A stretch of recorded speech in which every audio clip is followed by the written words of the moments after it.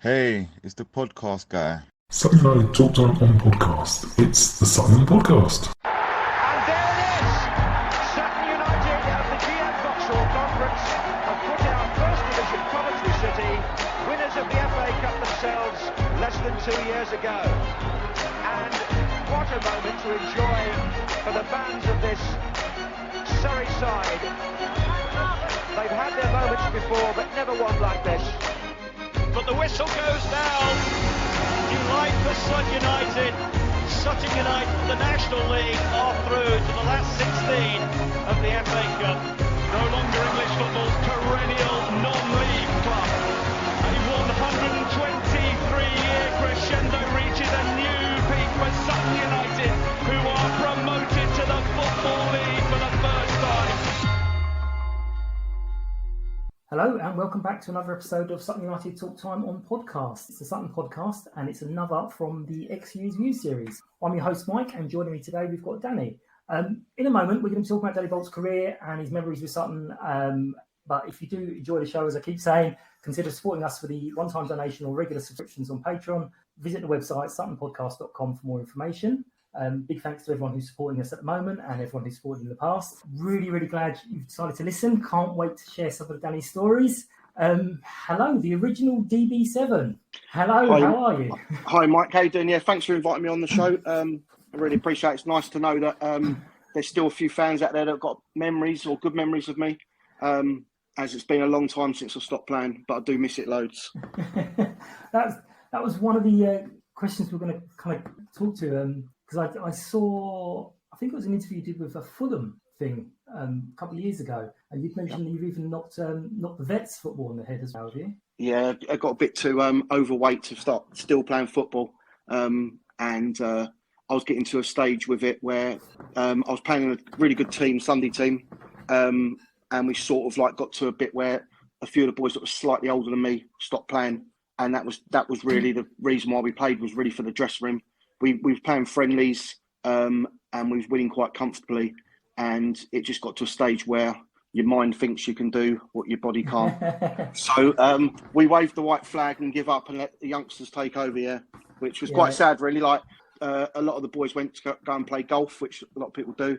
But talking to them now, we all regret not still trying to keep playing on because we don't see each other no more, so...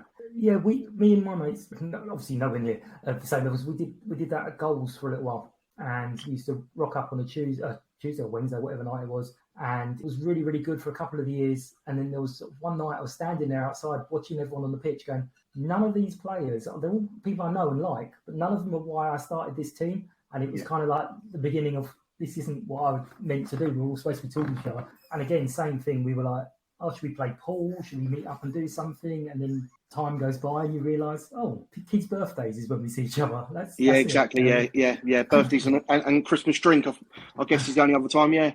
But it is a strange thing, because I thought this for a couple of years now, because of the whole Vets football. What normally would have happened is yourself, other players, would have gone into coaching kids and kept involved that way. But because people can play for much longer now, I think there's a little bit of a gap there where people aren't, they'd rather play on a Sunday than 100%, have a bunch of parents shouting and screaming at them that they're not giving their little cherub the 10 minutes they deserve.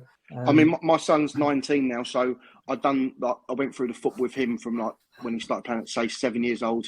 He's still playing now. He plays for Merstrom under 23s and Red Hill. He's not a bad little player. I watched the kids' football, but I never really got involved in the coaching side of it. I used to referee and be honest as well. Ended up being too honest and giving penalties when they weren't really penalties to the other team. I did that instead. Yeah, that's always the way when people do the refereeing of their own. You overcompensate your own side. Go, I don't want to be seen, and you go the wrong way. Exactly. It's always difficult. But just you kind of mentioned it's nice that people still remember you. We do have lots of new supporters. I'm sure you've kind of seen what's happened at Sutton.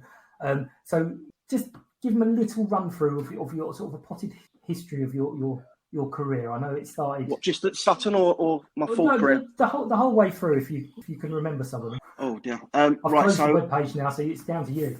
Okay, so so I started as a kid just playing Saturday and Sunday football. I moved over from London when I was about 8 years old. Played for Stoneleigh Boys, went to Oriel, played for Bookham Colts, and then I got scouted for Tottenham. I'm a massive Tottenham fan, so I was at Tottenham. Funny enough, Ted Powell scouted me, who's a Sutton United icon as well. An absolute unbelievable coach and a really lovely man. Really spoke quietly, but was just brilliant in my football development early on. So he scouted me along with, and Ted Shepherd did it with him for a couple of years, and then Dave Wall took over.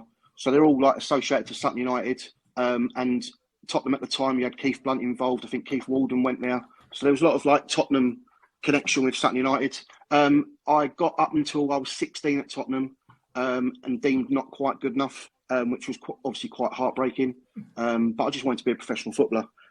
Luckily enough, again going back to Sutton, it all links in.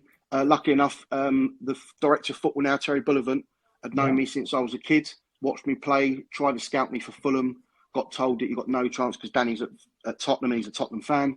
And the minute I got let go from Tottenham, he was on the phone to me, asked me to come down to Fulham because he was youth team manager at the time. He offered me an apprenticeship. Unfortunately, Terry only stayed about 4 or 5 months into my apprenticeship. He was absolutely brilliant. The best coach I've ever had. Just a brilliant guy. All the boys in my age group still talk about him. Like we had Robbie Ayworth, who's obviously at Sutton, Michael Myson, that was my age group. We all love Terry. And he left because of stuff going on at the club. So I carried on doing my apprenticeship there. Theo Foley took over, ex-Arsenal. Luckily enough, I got my pro there. Played a handful of games in the first team. Obviously, lower league clubs, change of managers, different things happen. Got let go when I was 20 and went to Slough in the conference under Brian McDermott. Had a really good 2 years there. Unfortunately, there's a lot of unfortunately with this. Unfortunately, they wanted to put something ridiculous like 35 or 50 new seats into Slough. We'd finished like 6th or 7th in the conference, got to the semi-final of the trophy. Really, really good side. One couple of them went on to pro, Lloyd Owusu. But we had like really old, good heads there, old pros. And the chairman weren't interested, so they demoted Slough right away back down the leagues. And it was like a quick fire sale to get everyone a club. I ended up going to Woking, who was obviously in the conference at the time, one of the top sides. Then I lost my mum in that sort of time period, so I sort of give up football for a few months. Found it hard to get back into it. I left Woking in, I think it was 2000 or 1999, and I went to Sutton. John knew me, being like a local lad. I've done a little bit of coaching for him in his soccer schools that he did during the summer holidays, and he got me down there. And the first year I was there 2 separate periods.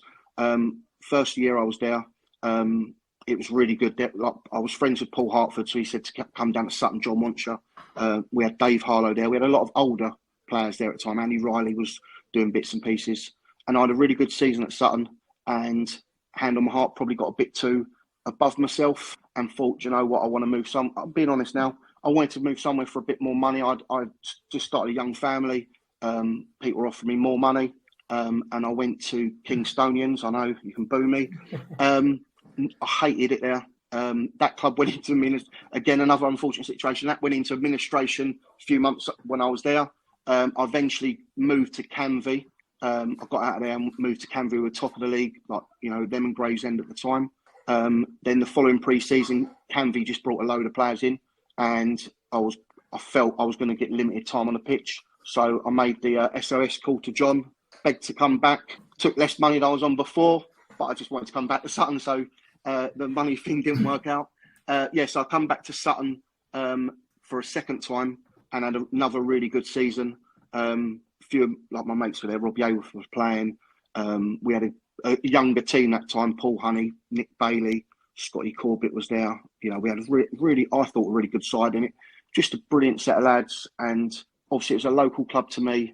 Like I said, I just started a family.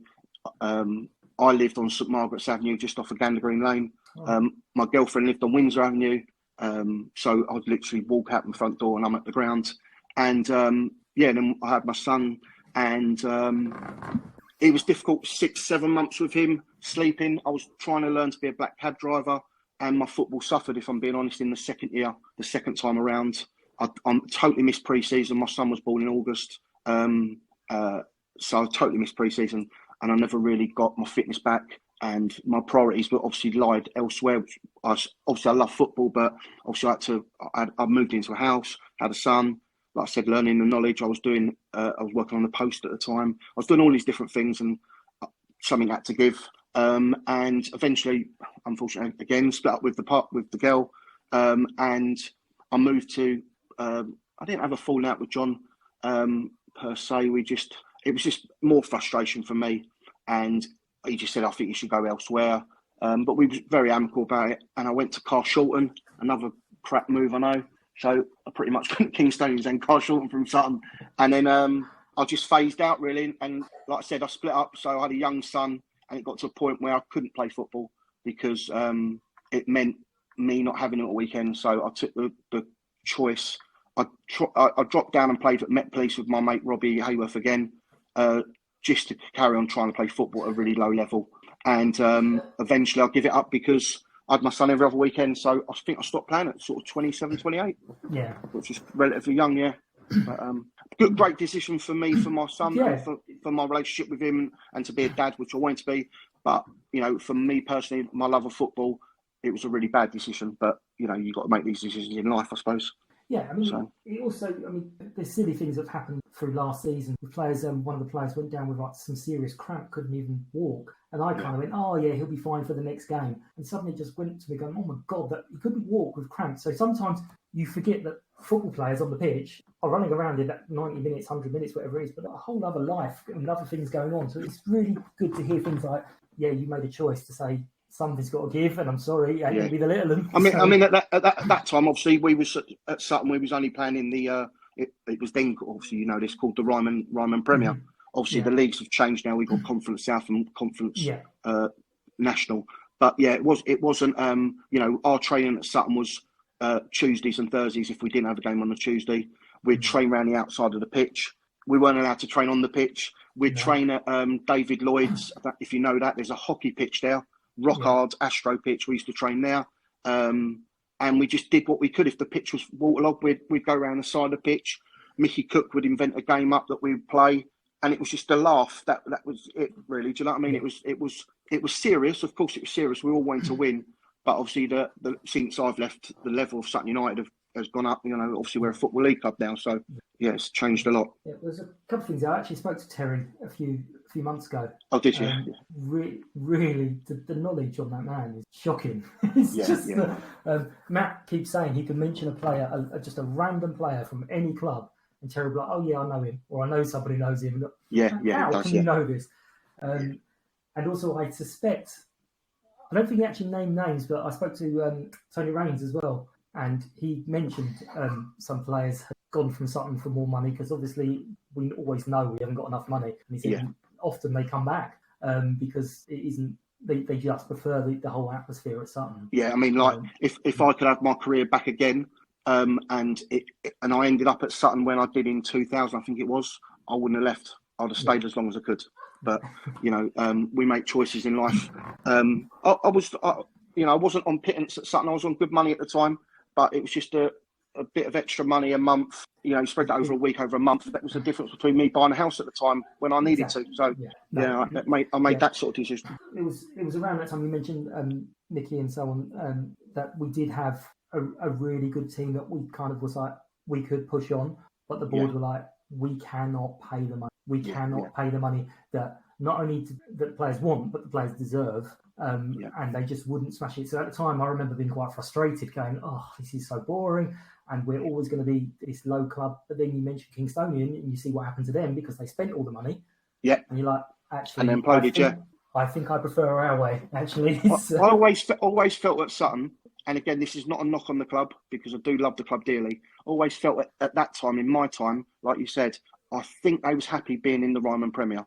I don't think there was any push for them to be in. Obviously, the year that I come was the year before they got relegated from the conference with Naz up front. Naz Akure was up front. He was up front when you won, and then he went to Woking with me. And I think you lost Steve Watson that time. Maybe Mark Watson might have gone. You lost a lot of players. And when I come, obviously that was the first year back in the Ryman, and almost felt the club wanted to be in the Ryman. And like you said, when I played, I think it was Farnborough got a lot of money underground, Wesley, and they was buying loads of players and paying big money. And I think Sutton were always quite content with just knowing what they are, a great local club. But I don't think there was any, because obviously the move up at that time from Ryman to the conference, you have to pay for travel. Big step. There's a big step. And if you haven't got the money to do that, then it sometimes can burden the club, I think, So that's we felt the frustration as much as the fans, but we knew as players, we knew our limitations. We knew we was going to have a good go. Hopefully, have a good FA Cup run, which unfortunately I never got one at Sutton at that time, and do well in the Surrey Cup. And we won the Surrey Cup when I was there. So, I think that was what the club was about at the time. We had a core off the top of my head, maybe between 500 and 800 fans. I think that would be about a fair for the attendance, and that's what the club was. You mentioned Naz. He was all over social media recently. He was in a big French Cup game. He's still playing. I've seen that myself. It was unbelievable. He don't look no different. He looks fantastic. A quick story about him, actually. When I was at Woking, last game of the season, he was living obviously local, and he said, "What are you doing tonight, Danny?" I said, "I'm going to Kingston Vaults." So I took him to the Vaults. He didn't know what hit him. He ended up staying at my house, and he said, "What are you doing tomorrow?" I said, "Well, I'm going to watch my mates play in a local Sunday Cup final." So we went over to Whiteleaf. Obviously, he had broken English. He was a fantastic guy, Naz. And we sat there, and I watched 4 of my mates get sent off and the game get postponed. And he just looked at me and said, "What the heck is this?" And it was, just a really good moment I had with Naz, Lovely, lovely bloke. Really good footballer. Brilliant footballer. But really annoying that he's still running around at a very good level. I know. I don't know how he does it, man. I don't know how he does it. But so you did mention, obviously, you had knowledge of Sutton United before you joined us. But what do you remember from your time of joining us? Was it kind of like, oh, this will do, or? No, I think I got to a stage in my life. I think I must have been about 25 maybe when I come to Sutton. 25. I knew that I wasn't going to go pro again. You get to an age where you go, I'm not going to get back into the program. Obviously, Obviously, a lot of us that have been at non-league, there's a high number of us that have been at pro clubs like Paul Hartford, David Arlo. You get a lot of ex-pros coming down to non-league. And once you get to a certain age, you do realise you're not getting back in, and this is what you're playing, the level you're playing at. But I was happy to sign for Sutton because it was local. That was a big thing for me. I knew a lot of the people there. Like I said, I went to school with Paul Hartford. I knew Dave Arlo. My next door neighbour when I lived in North Cheam was Jeff Moxey, who was the ex-physio, lovely bloke. His son Martin was a Spurs fan, and we used to go Sutton and Spurs to watch them play. I went to Larry Pritchard's testimonial years ago when he played Tottenham. I'd always gone to Sutton United and watched them play. And at that time when I was 25, a lot of my mates come down and watch me play, and they'd never been able to watch me play before. When I was playing at Woking, it's always a bit of a trek, and obviously every other week you're playing away, miles away, and also I was at Slough. And when I was at Sutton, a lot of my local mates would come down and watch. So, there'd be 5 or 6 of us come to watch me play. So that made me feel good about myself. I was good friends with Mickey Cook, who unfortunately passed away last maybe a year ago. I was friends with his daughter. So there was lots of people coming down, and it did feel at that time, and it always has felt like a family club to me. You've got unbelievable people working behind. We had Rose, the tea lady. Just an absolute sweetheart. I'm a fussy eater. After every game, she used to come with a plate of sandwiches. One time she noticed I never ate sandwiches. So she went, "Why don't you eat sandwiches?" I said, "I don't like butter in my sandwiches." Next week, she comes in 2 plates, bless her. 1 massive plate for all the players and 4 little cheese and ham sandwiches for me. Just they're the sort of people that we had at the club. And obviously, unfortunately, we haven't got Rose anymore, but there's a lot of Barry Aplin, fantastic man, bless him. Bruce, I can't speak more highly of Bruce, how he treated me when I was at Sutton. I went to the game that you got promoted into the league. I can't remember who you played, but I think it was 3-0, was it? Yeah, Hartlepool. 3-0. After the game, I stayed around and I wanted to just see Bruce say congratulations to him. And I waited at the bottom of the stairs as you come in, looked up to the ballroom, and I always called him Mr. Chairman. I said, "Mr. Chairman." He said, "How are you doing, Danny?" In his voice. And he come up and he gave me a cuddle, and honestly, it choked me up. It was quite emotional. I had a tear in my eye, and just said, "Congratulations, you deserve this as much as every fan here." And he does, because he was brilliant to me at Sutton. He really was. He does a lot of quiet work in the background, he's very dismissive of what he does. Yeah. Well, he probably won't like this. He probably won't like this story. But I'll tell you another quick one. So when I was at Sutton, I was doing quite well, and there's a non-league representative team called Middlesex Wanderers, and they tour and go around different countries, and it's quite an honour to get picked from the level you're at to go and travel with them. So I got called up for it, and it was to go into Gambia, right? So at the time, it was at the end of the season 2003. My son was due in August, and I never really had the money to go. And he called me into his office. He said, "Danny, you've been called up for Middlesex Wanderers. This is fantastic for the club, fantastic for you." And I went, "Okay, when is it?" And he explained it to me. I said, "Okay." He said, "Are you all right for money with it?" And I said, "Well, it's going to be a bit of a struggle." And he said, "Well, don't tell John Rains." He said, because he never got called up for it, and he's quite jealous about Middlesex Wanderers. He said, "Don't tell John, but I'm going to pay the £200 for you to go towards the flight." And that says a lot to me about him. Do you know what I mean? Just a little thing that he didn't have to do for me. And he done it for me, but I was not allowed to tell John. Yeah, that was the thing. Yeah, he's not going to like that. There's going to be a whole bunch of players outside his door tomorrow going. I know. Yeah. I know. And this was in 2000, so that £200 now is a lot more money than it was. Exactly. So, what's your go-to memory of Sutton United? Either your fondest memory, your favourite teammate. If you're kind of sitting there and you're going through your highlight reel, what's your my highlight reel was obviously winning the Surrey Cup. At Met Police Ground against Kingstonians. That was a brilliant day. Just the friends that I made there, just the people, the fans, and that sounds really corny, the fans, the people that worked at the club. You know, we used to get on the coach and there'd be 20 people in blazers, and you know they are, you know, some of them not here no more, but they were just a fantastic people. I met new friends there, a lot of my old friends, you know, like with John, he used to say to each player when they signed, you know, who do you know? So he'd be tapping you to get players down. So obviously my best mate's Robbie Ayworth. He come down and signed. You know, Nick Bailey was a lovely kid. Scotty Corbett was brilliant. Stuart Hammond, just Ryan Palmer. I can name all of them. And I'll apologise if I miss any out. Mark Watson, Matty Fowler, Eddie Akamoa. You know, there was just fantastic group of players there. And we all got on, you know, every year we had like a little fine pot that I run with the help of Scotty Corbett. And at the end of every year, we went away together. We went to Magaluf one year for laughing. We went to Magaluf, yeah. So, you know, we all saved up and we all went away.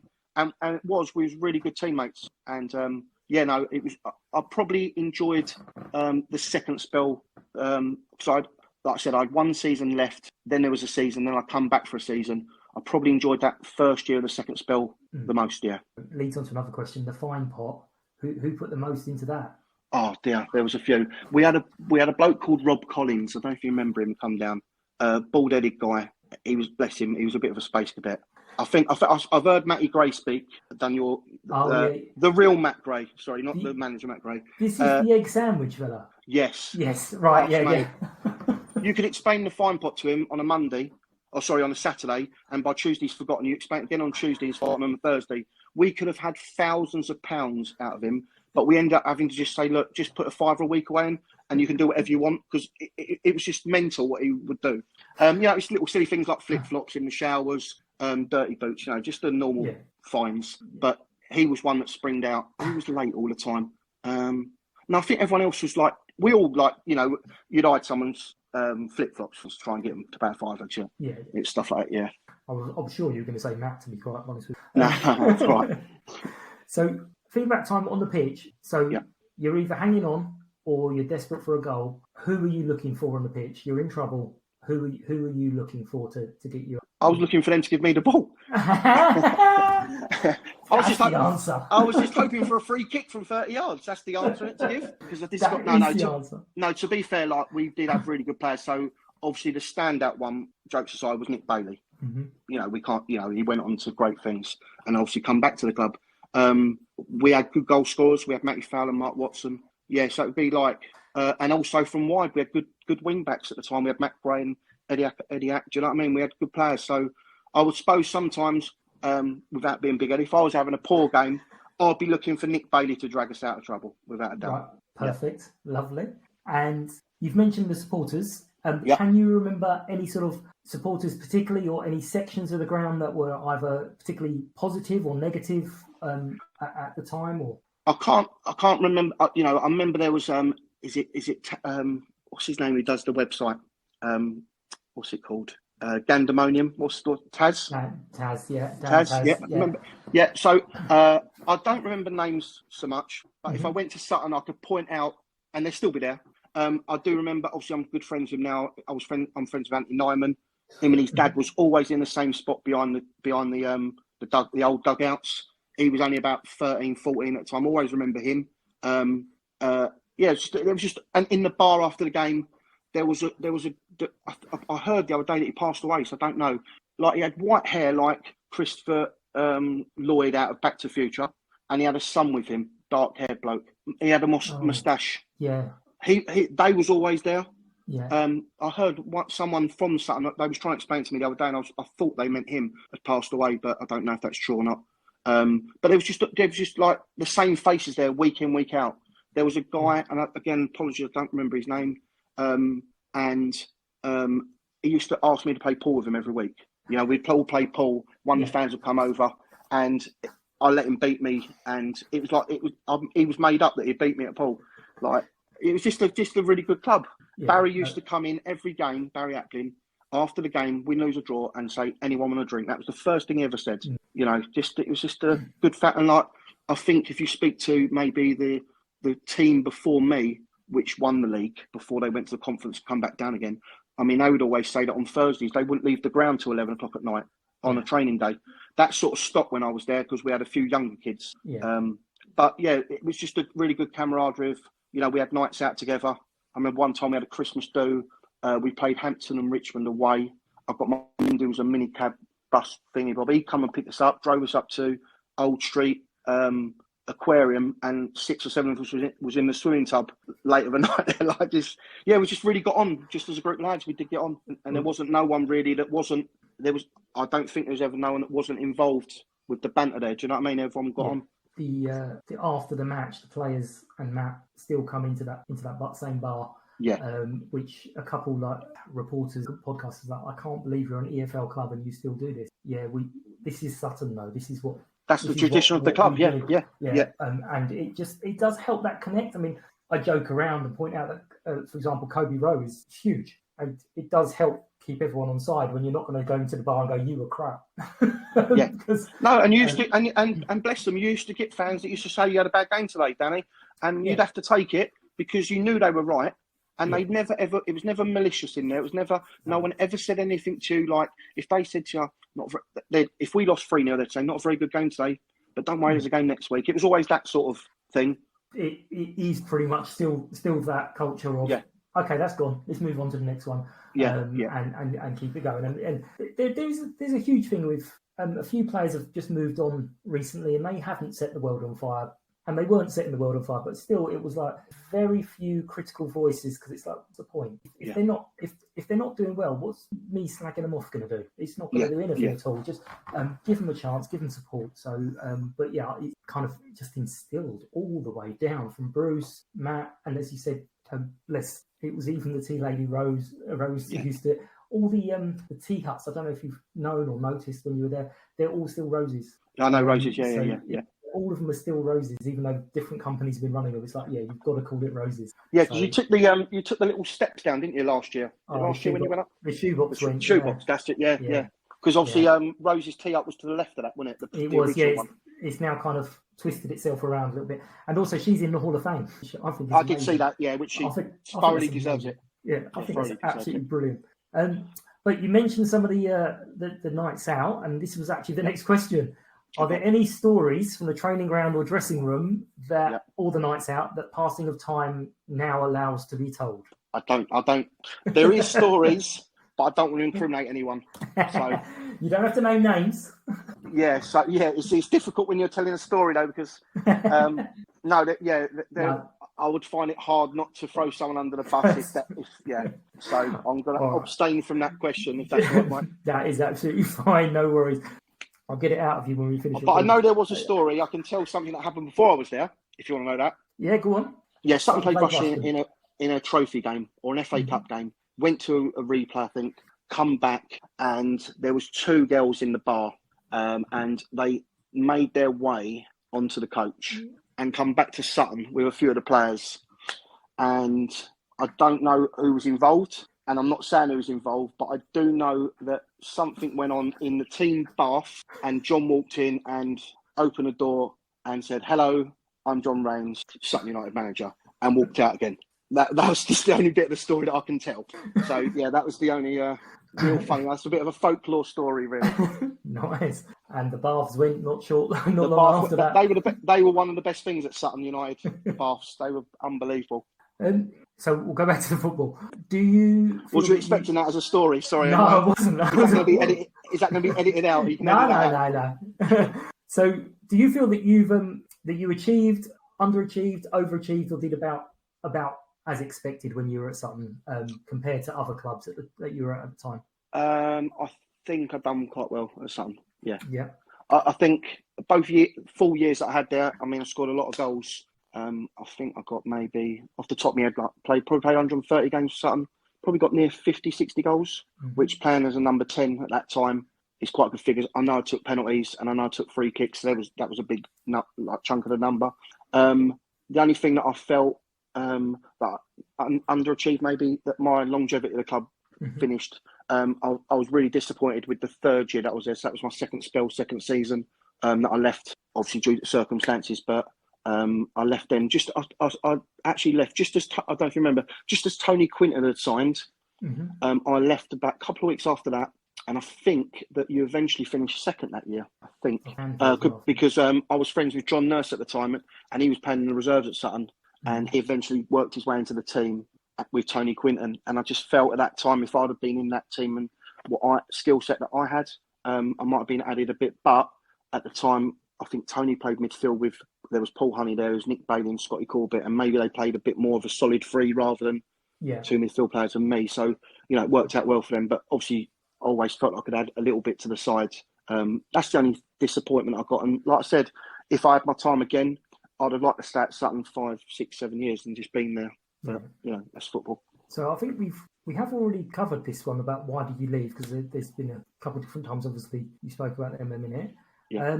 So I've asked you what you remember of time at Sutton, but if we were putting together a package of every single player, what one moment would you like Sutton United to have as Danny Bolt's TikTok? One moment would you like Sutton fans to remember? One moment or one thing? I'd like to think that I was. I'd like to think I was well known for my free kicks at the time. I think I probably scored maybe 7 or 8 in one season, one year, and they were all absolute weldies. Which nowadays, like them days, you didn't really have the footage. So I've probably never ever seen one of my Sutton goals played back ever again.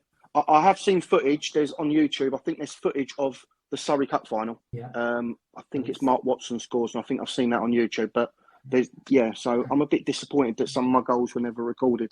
But yeah, my free kicks, I'd say, yeah. We can now say that they were all shindig. Exactly, they're all stuffed. All missing. Deflection. You didn't mean that. So I think you've probably, I know the answer to this, but as a club, how does Sutton compare to other clubs that you played for, both whilst you were playing and after you finished? While I was playing, it was always, like I said, always a well-run club, never went above its limitations. If you could accept that, and obviously for you as fans as well, like you've said, you got frustrated with it, but you accept that obviously there was Woking in Surrey, but we are the best run club in Surrey at that time. Woking obviously were a little bit higher, but we were the best run club. We run better than Carshalton, Kingstonians.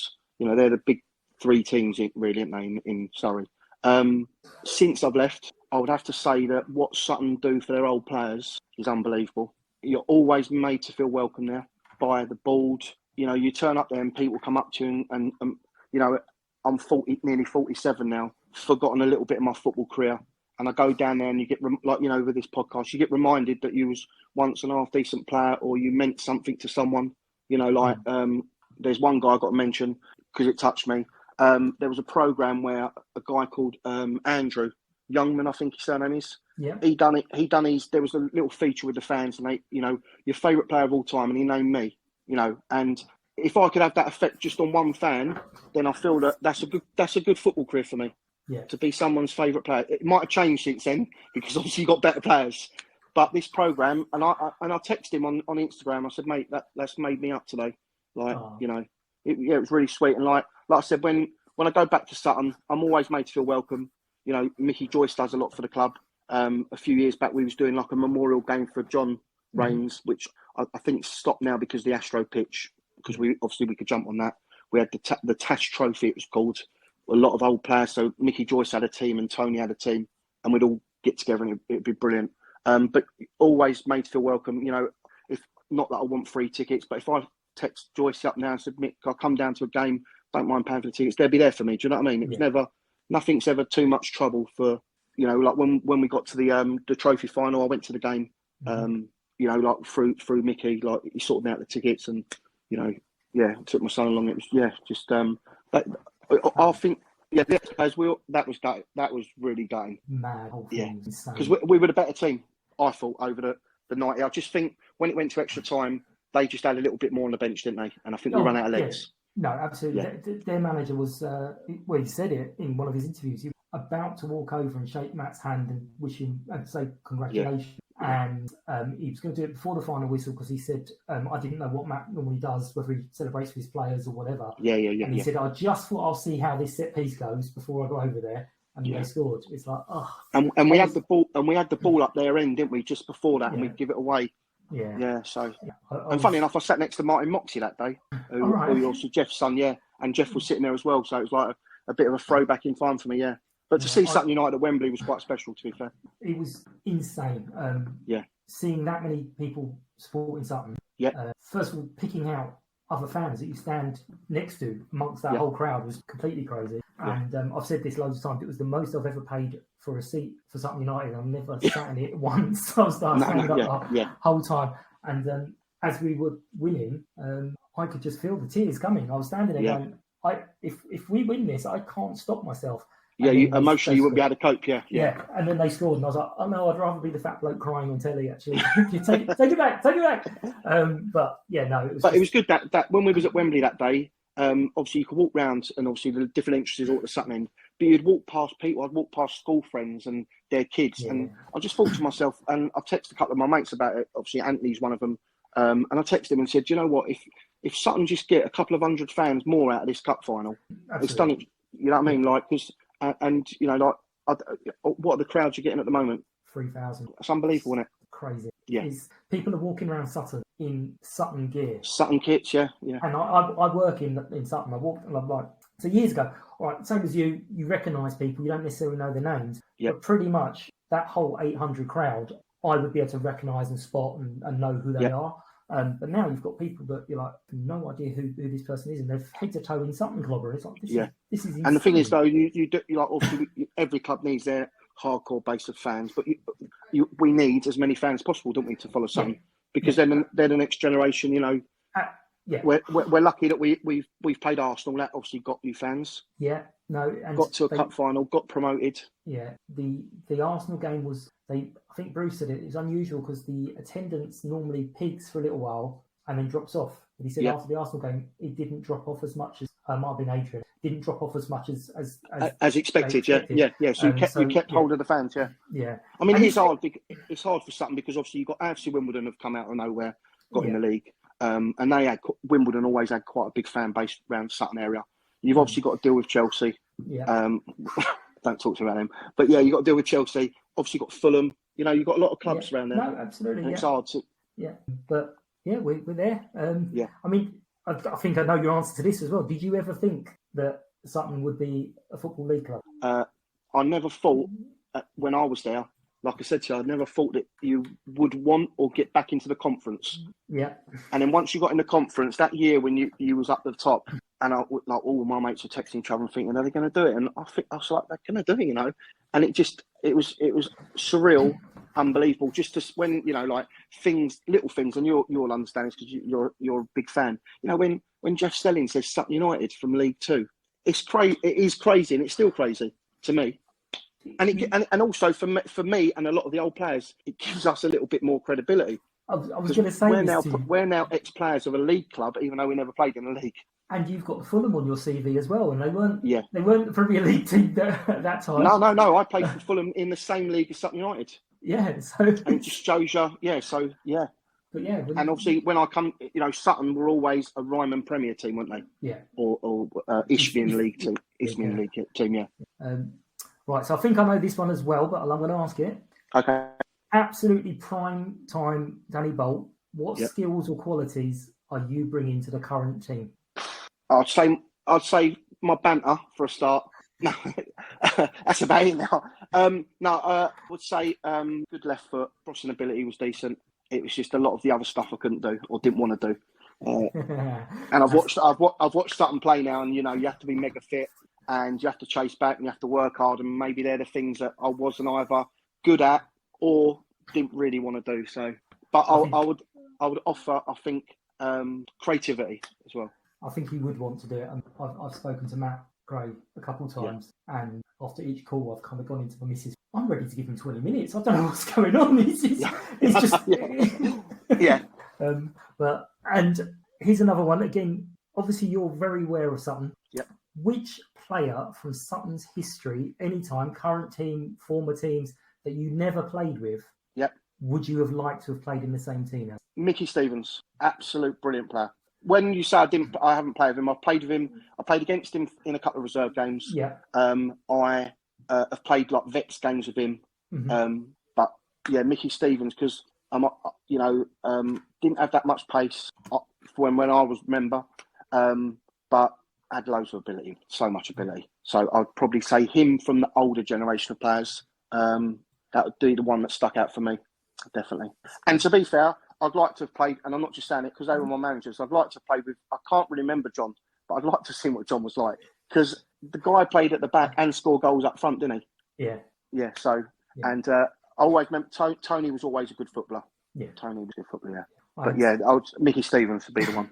I had one story from John, Steve Rogers, his cousin, and he was telling me that loved it when the ball came in and John had to go up and fight with the centre forward and get a broken nose, and the ball would then just gently roll to Steve, who would then smoothly take it out. And everyone would be applauding him, and he's going, my cousin's over there with a broken nose, and I'm like, I'm getting all the applause. I mean, like when he gave his team talks out, John, he spoke like a centre half. Like everything was like, when the ball gets played long, feet and distance, you just head it. Like, I'd love to have seen John in his prime just header balls all day long. Yeah. And this is from someone who's not, I'm a creative player, but I just love to see John just header it all the time. Yeah. You just want to see the tash flowing in the wind. Exactly. The tash is legendary. What a bloke. Yeah. Yeah. And so, again, you hinted at it a little bit, but what was your life sort of outside football at the time? Again, it's difficult for people to really realise, but you had other jobs while you were doing football. Yeah. So at the time I was at Sutton, I was working on the post in Epsom. I was training, like doing the knowledge to be a black cab driver, which I've done now for the last 18 years. Like I said, I had a young family. I've only got the one son. He's come to all them games with me. So, and I drag him to the programme shop and show him the programme where I was on the front cover. So he's well aware of my Sutton history. And funny enough, what meant a lot to me as well, when we had the John Raines game, there was also a time when we had a game against, I think it was against Wilson's, some sort of Wilson's team, I can't remember. And they let Reece play. He was only about 15, 16 years old. So I played at Sutton's ground with my son, which meant a lot to me, yeah. I mean, those games are always like, everyone loves them. So hopefully when the pitch settled a bit more, we're able to use it a bit more. Because obviously, that killed it for, obviously we all know that the pitch is important to the first team now. But I think we did lose a little bit. Not that I like playing on the Astro, I prefer the grass, but it gives you the opportunity to go back and play games there, yeah. Yeah. I still wouldn't walk even on the Astro because they used to do 6-a-side on there, and I ran a team, and I still wouldn't walk on the Astro. I still stayed off onto the other bit. And they're like, you can come on, Mike. No, sorry, it's not my pitch. I help at the ladies' matches as well, and I put the post up, and I still walk all the way around because I'm not stepping foot. So what's your plans for the future? I mean, we all know that Spurs aren't going to win the title anytime soon.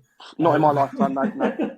I'm a season ticket holder at Spurs, so I'm a glutton for punishment. So I go there every home game. I go not most ways. I go some ways. I go to the European games. So I'm back out to Milan for Valentine's Day with a few of my mates. My son's coming.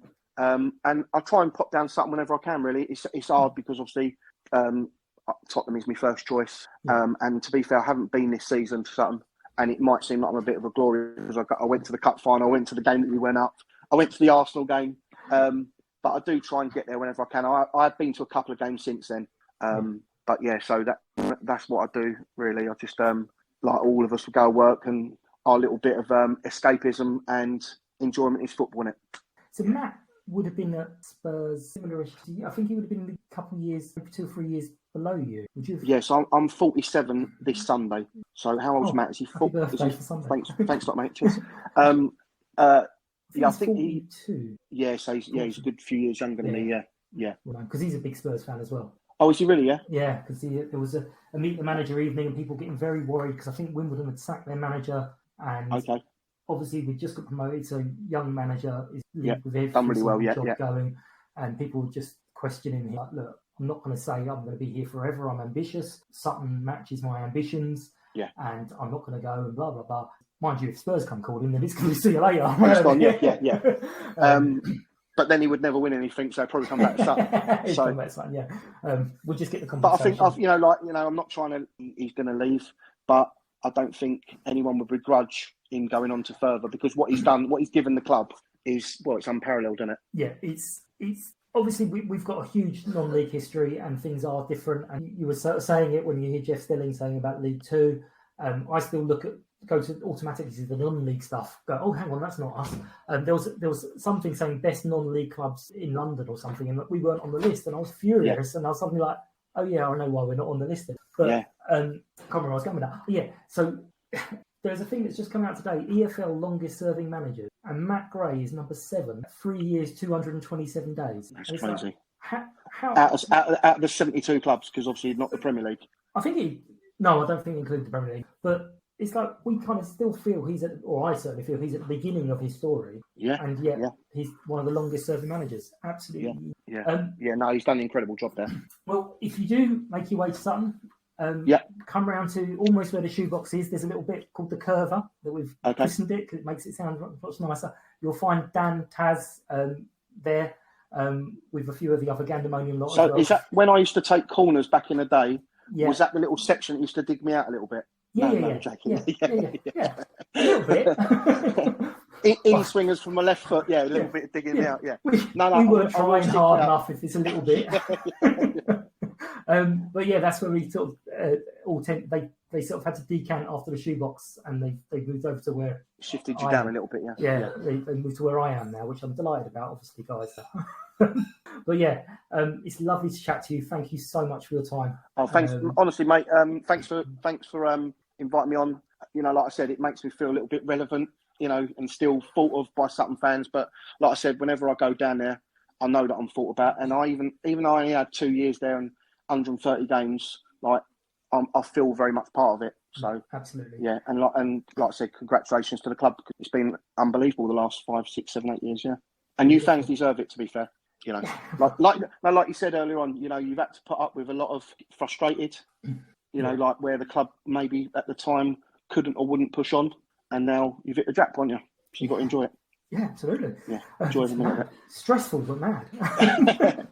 It's games like Bradford City. You're like, hang on a minute, no, how are we playing Bradford City? That just doesn't. Well, even when you look at the conference sides that are in obviously the teams that are in the conference now, Notts County, Wrexham, big clubs. Yeah. And Sutton are above them. Yeah, absolutely. It's mad. It's really crazy, Yeah, absolutely. We're looking forward to, I say we, Mrs. is looking to Ryan Reynolds. Oh, yeah, Deadpool, Well, we've got them in the FA Cup, fingers crossed. Yeah. If Sheffield United, if they knock, I don't think they're going to knock Sheffield United out, but we've got them, in the FA Cup. Yeah. I mean, that would sum up a Spurs fan if we get knocked out by Deadpool. By Deadpool, yeah. That'd be it. The fella from Always Sunny. Yeah, exactly, But lovely. I will wrap it up there. Thank you very much, Danny. Lovely, Mike. I'll let you know when this is all out. Thanks for listening, everyone. Do hit me up on any of the socials at Sutton Podcast. You can sign up to the newsletter as well, which is Sutton Postcard, because I keep missing it out. But thanks all for listening and take care. Thank you. Bye-bye. United!